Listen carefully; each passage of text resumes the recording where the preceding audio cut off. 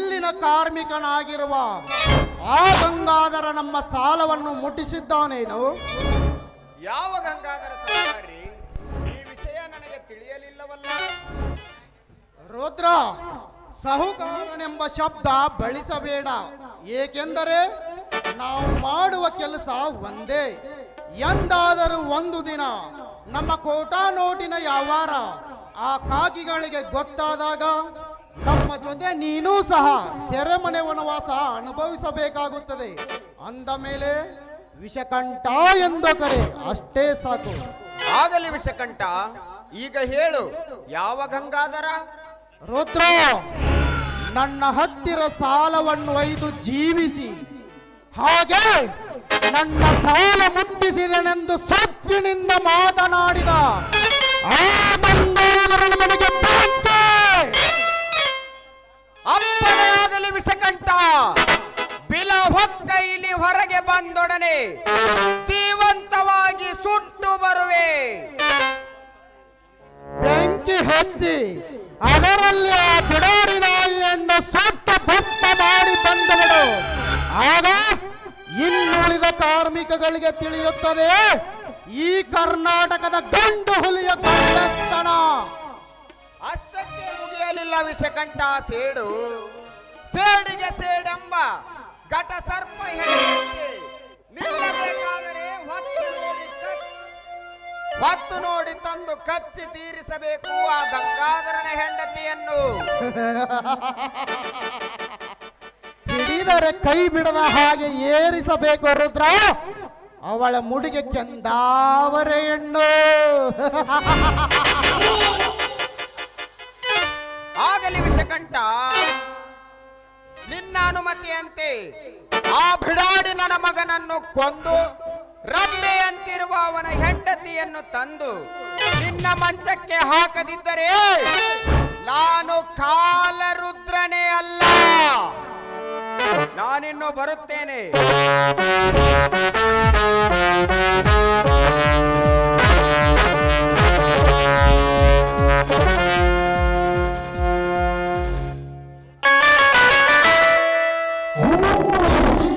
ಬೆಳ್ಳಿ ತೆರೆಯ ಸಾಗರದಲ್ಲಿ ಅರಳುತ್ತಿರುವ ಸುವರ್ಣ, ಕೆಸರಿನಲ್ಲಿ ಅರಳಿದ ತಾವರೆ, ನನ್ನ ತೋಳ ತೆಕ್ಕೆಯಲ್ಲಿ ಬಿಗಿದಪ್ಪಿ ಅವಳ ದೇಹ ಸುಖ ಪಡೆಯಲೇಬೇಕು.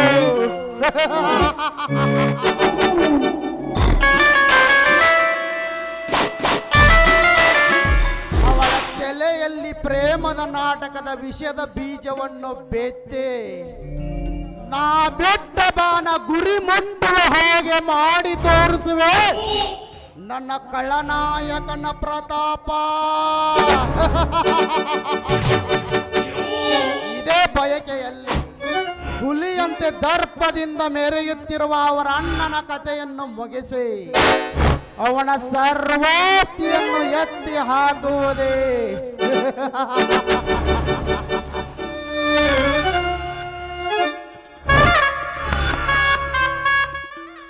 ಹಲೋ ವಿಷಕಂಠ, ವಸಂತ ಮಾಸಗಳ ಮಧ್ಯದಲ್ಲಿ ಚಿಗುರೆಲೆಗಳ ಮೇಲೆ ಕುಳಿತು ಕೋಗಿಲೆಗಳ ಹಾಡದಂತೆ ಒಬ್ಬರೇ ಕುಳಿತುಕೊಂಡು ಏನೋ ವಿಚಾರಿಸಿದಂತೆ ಇದೆ.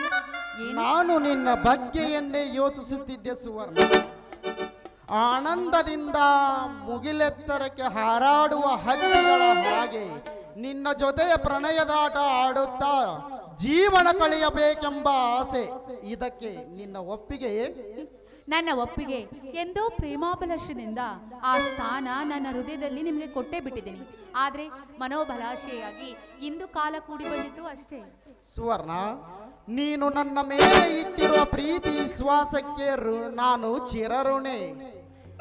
ಈಗ ನಮ್ಮ ಪ್ರೇಮ ಶಾಶ್ವತವಾಗಿರಲು ಅನೇಕ ಅಡ್ಡಿ ಆತಂಕಗಳಿವೆ. ನೋಡಿ, ಎಷ್ಟೇ ಅಡ್ಡಿ ಆತಂಕಗಳಿದ್ರೂ ಸಹಿತ ನಾನು ನಿಮ್ಮನ್ನ ಕೈ ಹಿಡಿದು ಅಕಸ್ಮಾತ್ ನಮ್ಮಿಬ್ಬರ ಪ್ರೀತಿಗೆ ನಮ್ಮಣ್ಣ ಒಪ್ಪದಿದ್ರು ಒಟ್ಟಿಗೆ ಸೇರಿ ನಾವಿಬ್ಬರು ಪ್ರಾಣ ಬಿಡೋಣ.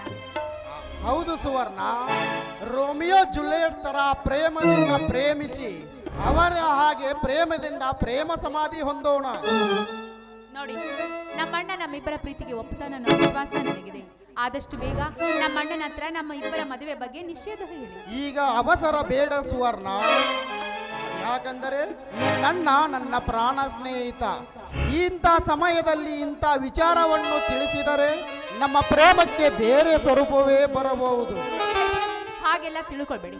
ನಮ್ಮಣ್ಣ ನಿಮ್ಮ ಸ್ನೇಹಿತನಾದ್ರೂ ಸಹಿತ ಯಾವ ಆತಂಕ ಪಡುವ ಅವಶ್ಯಕತೆಯೇ ಇಲ್ಲ. ಆದಷ್ಟು ಬೇಗ ನಮ್ಮಿಬ್ಬರ ಬಗ್ಗೆ ನಮ್ಮಣ್ಣನ ಹತ್ರ ವಿಚಾರಿಸಿ.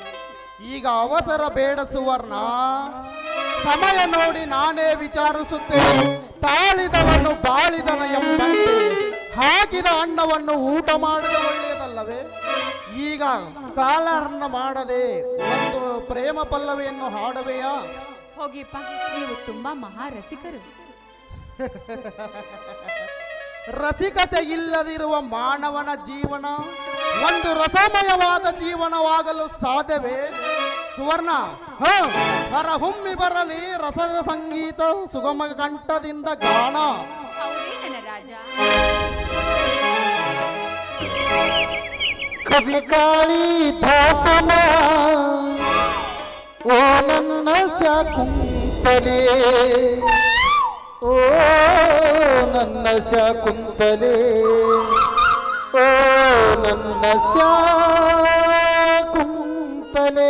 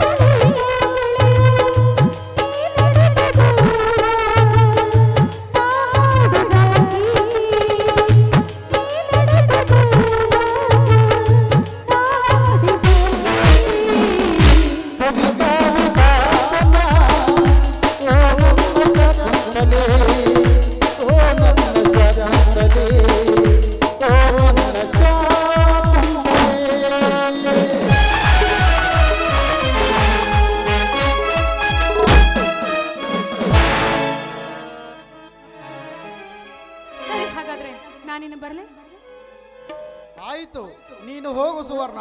ನನಗೆ ಮಿಲ್ಲಿನಲ್ಲಿ ಸ್ವಲ್ಪ ಕೆಲಸವಿದೆ, ನಾನು ಆಮೇಲೆ ಬರುತ್ತೇನೆ. ಅಯ್ಯೋ ರಾಜ, ನಿಮ್ಮನ್ನ ಬಿಟ್ಟು ಹೋಗೋದಕ್ಕೆ ನನಗೆ ಮನಸ್ಸೇ ಬರ್ತಾ ಇಲ್ಲ.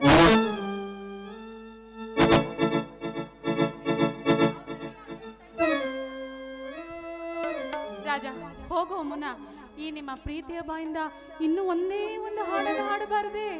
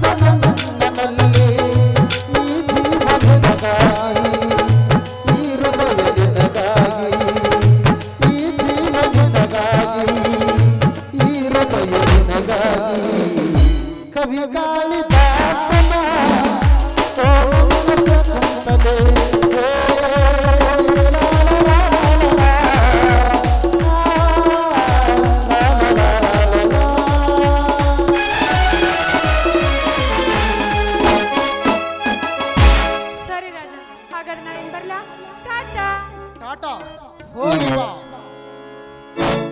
ಹೋಗು ಹುಚ್ಚು ಹೆಣ್ಣೆ ಹೋಗು.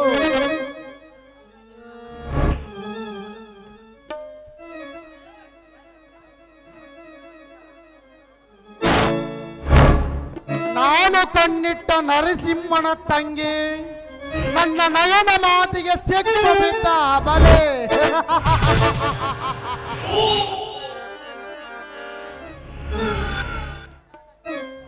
ನಿನ್ನಂತ ಚಂಚಲ ಮನಸ್ಸಿನ ಹೆಣ್ಣನ್ನು ಮದುವೆಯಾಗಿ ಗೋಳು ಹಾಕಿಕೊಳ್ಳುವ ಮುಟ್ಟಾಳ ನಾನಲ್ಲ.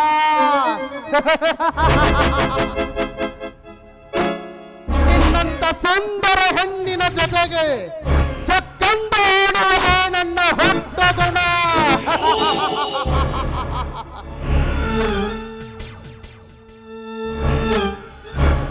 ಪ್ರೇಮ ಪಾಷಾಣದಲ್ಲಿ ಬಿದ್ದಿರುವ ನಿನ್ನ ಆಸ್ತಿಯನ್ನು ಎತ್ತಿ ಹಾಕುವುದೇ ನನ್ನ ಬಲವಾದ ಛಲ. ಇದೇ ಬಯಕೆಯಲ್ಲಿ ಅಣ್ಣ ತಂಗಿ ಇಬ್ಬರನ್ನು ಯಮಲೋಕಕ್ಕೆ ಕಳಿಸುವುದೇ ನನ್ನ ಎರಡನೇ ಗುರಿ.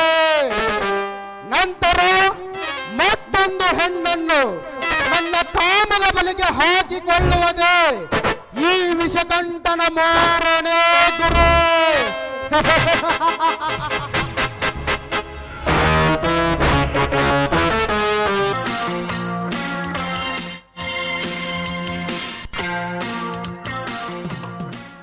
ಹೋಗು ಹೋಗು ಮಗನೇ ತ್ಯಾಗರಾಜ್ ಹೋಗು. ಬಾಬ ರಾಜುವಿನ ತಂಗಿಯನ್ನು ಕೊಲೆ ಮಾಡಿ